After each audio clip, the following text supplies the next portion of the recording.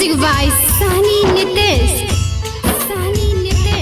तेरे गम में जिया करेंगे, तेरे गम में जिया करेंगे।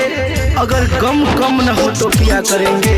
मगर याद रखना, हम मर जाने के बाद भी अमराज के मोबाइल से तेरे मोबाइल पे मैसेज दिया करेंगे, मैसेज दिया करेंगे। सपना दिखा के असर धरा के तोड़ के दिलवा गइलू, सपना दिखा के असर धरा के तोड़ के दिलवा गइलू।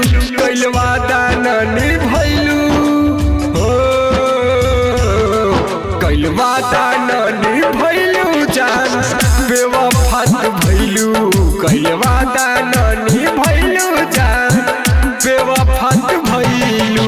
सपना दिखा के असर धरा के तोड़ के दिलवा गइलू, सपना दिखा के असर धरा के तोड़ के दिलवा गइलू।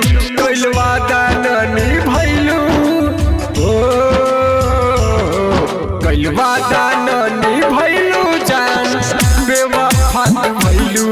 गइलवा दाना निभैलू जान बेवफा भइलू। आप हमें रुला दे, हमें कोई गम नहीं। आप हमें रुला दे, हमें कोई गम नहीं।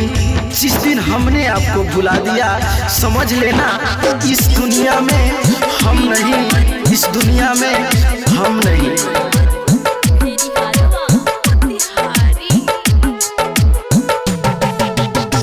खुश नहीं रह पैबू दियावा के पाके, कैसे रह जैबू जान ससुरा में जाके, ससुरा में जाके हो।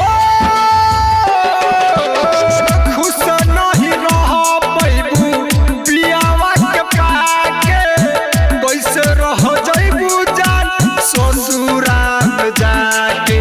हर पल हर क्षण बतिया कही जौना प्यार के भुलैलू, हर पल हर क्षण बतिया कही जौना प्यार के भुलैलू। गइलवा दाना निभैलू हो,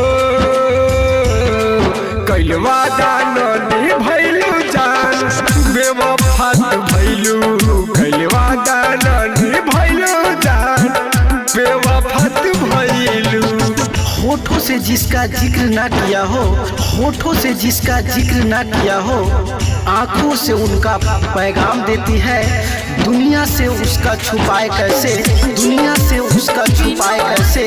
हर धड़कन जो उसका नाम देती है, हर धड़कन जो उसका नाम देती है। याद आवे दिन ऊ जब झूला में झूला लू, तोहर के मनाई हमसे तू फूला लू, हमसे तू फूला लू हो। याद कर दिन ऊ जब झूला में झूला लू, तोहर के मनाई हमसे तू फूला लू। पार्वत गोस्वामी सहनी देश के जियते जी मर गइलू, पार्वत गोस्वामी सहनी देश के जियते जी मर गइलू। गइलवा दाना निभैलू हो,